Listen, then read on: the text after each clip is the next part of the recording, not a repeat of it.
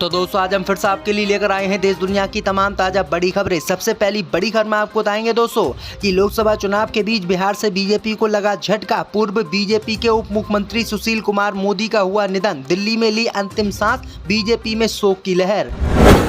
मोदी सरकार के विरोध के बावजूद नेपाल ने 100 रुपए के नोट पर छापे भारतीय क्षेत्र, मोदी सरकार की उड़ी नींद, राष्ट्रपति के सलाहकार ने दिया इस्तीफा। हैदराबाद में वोटिंग के दौरान बुर्का हटवाकर आईडी कार्ड चेक करना बीजेपी नेता माधवीलता को पड़ा भारी, दर्ज हुई शिकायत, जल्द जाएंगी जेल। इलाहाबाद हाई कोर्ट से राहत न मिलने के बाद मुख्तार अंसारी के भाई अफजल अंसारी नहीं लड़ेंगे लोकसभा चुनाव, वापस लेंगे नामांकन। सुप्रीम कोर्ट के वकील प्रशांत भूषण ने किया दावा, जनादेश से दूर है मोदी, 200 सीटें नहीं जीत पाएगी इस बार भाजपा। तो दोस्तों सभी खबरों को आपको एक एक कर बताने वाले हैं, वीडियो को लाइक कर चैनल को सब्सक्राइब कर दें। इसी बीच पर तो दोस्तों अगली खबर की ओर, तो लोकसभा चुनाव के बीच मोदी सरकार को लगा झटका। बिहार में उप मुख्यमंत्री सुशील कुमार मोदी का हुआ निधन, दिल्ली में ली अंतिम सांस।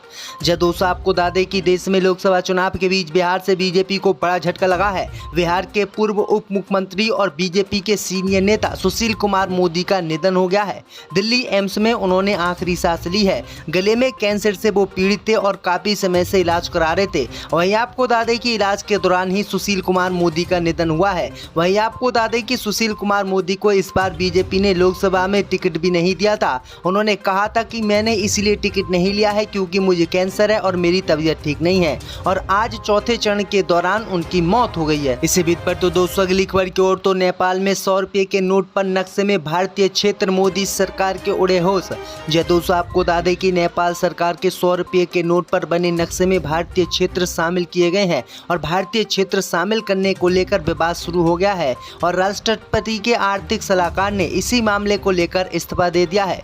दरअसल आपको बता दें कि नेपाल के राष्ट्रपति के आर्थिक सलाहकार ने भारत के क्षेत्रों के साथ देश के नए मानचित्र को दर्शाने वाले नोट जारी करने के नेपाल सरकार के फैसले का विरोध किया था और इसके एक हफ्ते के बाद उन्होंने इस्तीफा दे दिया था। दरअसल आपको बता दें कि भारत के कई क्षेत्रों को इसमें शामिल किया गया है। भारत के सबसे बड़े क्षेत्र लिम्पियाधुरा, लिपुलेख और काला पानी को जो भारत में स्थित है उसको नेपाल के नक्शे में शामिल किया गया है और नेपाल ने इन तीनों क्षेत्रों को अपना बताया है और आरोप लगाया है कि भारत की आर्मी ने जबरदस्ती उसकी जमीन पर कब्जा कर रखा है। नेपाल ने कहा है कि वो हर कीमत पर इन क्षेत्रों को वापस लेकर रहेगी। तो मोदी सरकार की अब नेपाल से छिड़ चुकी है। इसी बीच पर तो दोस्तों अगली खबर की ओर, तो हैदराबाद में वोटिंग के दौरान बुर्का हटवाकर आईडी कार्ड चेक कर रही थी बीजेपी प्रत्याशी माधवीलता, दर्ज हुई शिकायत।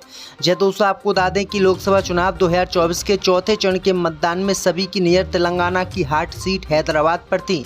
हैदराबाद से असुद्दीन ओवैसी को टक्कर देने के लिए भारतीय जनता पार्टी ने माधवीलता को चुनावी मैदान में उतारा था। हालांकि वोटिंग के दौरान माधवीलता कानूनी पचड़े में फंस गई हैं। जानकारी के मुताबिक हैदराबाद पुलिस ने माधवीलता के खिलाफ एफआईआर दर्ज की है। इसकी जानकारी हैदराबाद के जिला अधिकारी ने सोशल मीडिया पर साझा की है। जिला अधिकारी ने बताया है कि जबरदस्ती माधवीलता जो बीजेपी की प्रत्याशी हैं, जिनको किसी भी वोटर का आईडी कार्ड चेक करने का अधिकार नहीं है, उन्होंने नियमों का उल्लंघन करते हुए जो बुर्का पहनकर मुस्लिम महिलाएं वोट डालने आई थी उनका बुर्का हटवाकर जबरदस्ती उनका आईडी कार्ड चेक किया था, जो कि गलत है, जिसके बाद उनके ऊपर एफआईआर दर्ज की गई है और कभी भी उनको गिरफ्तार किया जा सकता है। तो माधवीलता को मुस्लिम महिलाओं का बुर्का हटाना भारी पड़ गया और अब वो जेल जाएंगी। इसी बीच पर तो दोस्तों अगली खबर की ओर, तो मुख्तार अंसारी के भाई अफजल अंसारी नहीं लड़ेंगे लोकसभा चुनाव, वापस लेंगे नामांकन। जय दोस्तों आपको बता दें कि मुख्तार अंसारी के भाई और गाजीपुर के सांसद अफजल अंसारी को बड़ा झटका लगा है। अफजल अंसारी को इलाहाबाद हाई कोर्ट से सोमवार को कोई राहत नहीं मिली है। इसके बाद अब अफजल अंसारी के चुनाव लड़ने की उम्मीदें ना के बराबर हुई हैं, जिसके बाद अब अफजल अंसारी अपना नामांकन वापस ले सकते हैं। अफजल अंसारी अपनी जगह अपनी बेटी नुसरत अंसारी को समाजवादी पार्टी का टिकट दिला सकते हैं। अफजल अंसारी को गैंगस्टर एक्ट मामले में 4 साल की सजा मिली थी। इस मामले में सोमवार को इलाहाबाद हाई कोर्ट में करीब 3 घंटे तक सुनवाई हुई, लेकिन सोमवार को सुनवाई पूरी नहीं हो सकी और इस मामले में आगामी 20 मई को होने वाली है। सोमवार को सुनवाई के दौरान अफजल अंसारी की ओर से दलीलें पेश की गई थी, लेकिन इस पर कोई फैसला नहीं आ सका, जिसके कारण मुख्तार अंसारी के अब लोकसभा चुनाव लड़ने पर ग्रहण लग गया है। इसी बीच पर तो दोस्तों अगली खबर की ओर, तो सुप्रीम कोर्ट के वकील प्रशांत भूषण ने किया दावा, मोदी सरकार नहीं जीत जीत पाएगी 200 सीटें। जी दोस्तों, आपको बता दें कि सुप्रीम कोर्ट के वकील और भारतीय जनता पार्टी के विरोध में लगातार बयान देने वाले नेता प्रशांत भूषण ने अब बीजेपी को लेकर भविष्यवाणी कर दी है। उन्होंने कहा कि इस लोकसभा चुनाव में 200 सीटों के आंकड़े को भी भाजपा पार नहीं कर पाएगी। उन्होंने कहा कि सत्तारूढ़ दल के खिलाफ मजबूत राष्ट्रव्यापी माहौल है और जनता का एक बड़ा हिस्सा उसे लोकतंत्र के लिए खतरा मानता है। भूषण ने कहा कि यदि कांग्रेस राष्ट्रीय जनतांत्रिक गठबंधन को सत्ता से बेदखल कर देती है तो विपक्षी इंडिया गठबंधन का नेतृत्व उसे करना चाहिए, न कि ममता बनर्जी नीत टीएमसी को। वहीं आपको बता दें कि उन्होंने कहा प्रधानमंत्री मोदी देश में बंटवारे की बात करते हैं, लगातार हिंदू मुस्लिम की बात करते हैं क्योंकि बीजेपी चुनाव हार रही है। तो ये बड़े आरोप जो है प्रशांत भूषण ने बीजेपी पर लगाए हैं। इस बीच पर तो दोस्तों अगली खबर की ओर तो चौथे चरण का मतदान हुआ खत्म। 6 बजे तक 62.73% हुई वोटिंग।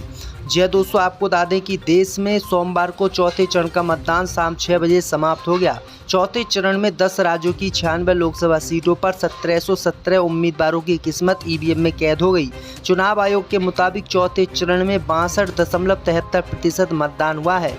इस चरण में अखिलेश यादव, साक्षी महाराज, गिरिराज सिंह समेत कई दिग्गजों की साख दांव पर लगी है। चुनाव आयोग के मुताबिक आंध्र प्रदेश में 68.12%, बिहार में 55.78%, जम्मू कश्मीर में 36.58%, झारखंड में 63.37%, मध्य प्रदेश में 68.44%, महाराष्ट्र में 52.63%, उड़ीसा में 63.85%, तेलंगाना में 61.23%, उत्तर प्रदेश में 57.63% और पश्चिम बंगाल में 75.91% मतदान हुआ है। इस दौर में 8.73 करोड़ महिला सहित 17.70 करोड़ से अधिक पात्र मतदाता 1.92 लाख मत केंद्रों पर अपने मत अधिकारों का इस्तेमाल किया गया है। तेलंगाना की सभी 17 लोकसभा सीट, आंध्र प्रदेश की 25, उत्तर प्रदेश की 13, बिहार की 5, झारखंड की 4, मध्य प्रदेश की 8, महाराष्ट्र की 11, उड़ीसा की 4, पश्चिम बंगाल की 8 और जम्मू कश्मीर की 1 सीट पर मतदान हुआ है। तो ये बड़ी अपडेट आई दोस्तों की चौथे चरण के बाद 389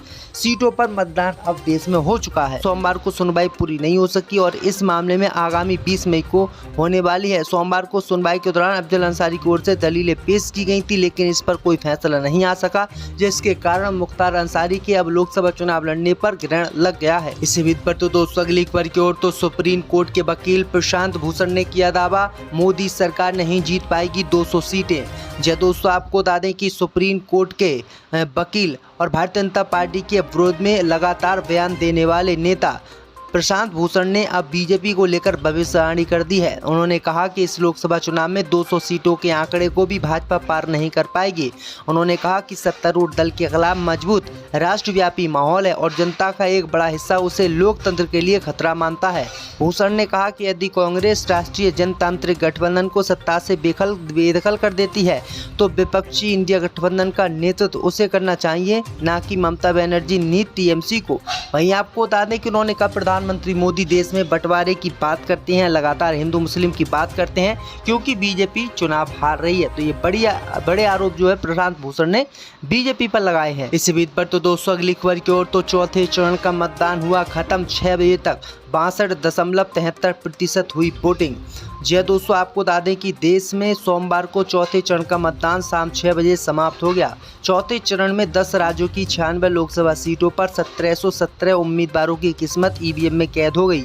चुनाव आयोग के मुताबिक चौथे चरण में 62.73% मतदान हुआ है। इस चरण में अखिलेश यादव, साक्षी महाराज, गिरिराज सिंह समेत कई दिग्गजों की साख दांव पर लगी है। चुनाव आयोग के मुताबिक आंध्र प्रदेश में 68.12%, बिहार में 55.78%, जम्मू कश्मीर में 36.58%, झारखंड में 63.37%, मध्य प्रदेश में 68.44%, महाराष्ट्र में 52.63%, उड़ीसा में 63.85%, तेलंगाना में 61.23%, उत्तर प्रदेश में 57.63% और पश्चिम बंगाल में 75.91% मतदान हुआ है। इस दौर में 8.73 करोड़ महिला सहित 17.70 करोड़ से अधिक पात्र मतदाता 1.92 92 लाख मत केंद्रों पर अपने मत अधिकारों का इस्तेमाल किया गया है। तेलंगाना की सभी 17 लोकसभा सीट, आंध्र प्रदेश की 25, उत्तर प्रदेश की 13, बिहार की 5, झारखंड की 4, मध्य प्रदेश की 8, महाराष्ट्र की 11, उड़ीसा की 4, पश्चिम बंगाल की 8 और जम्मू कश्मीर की 1 सीट पर मतदान हुआ है। तो ये बड़ी अपडेट आई दोस्तों कि चौथे चरण के बाद 389 सीटों पर मतदान अब देश में हो चुका है।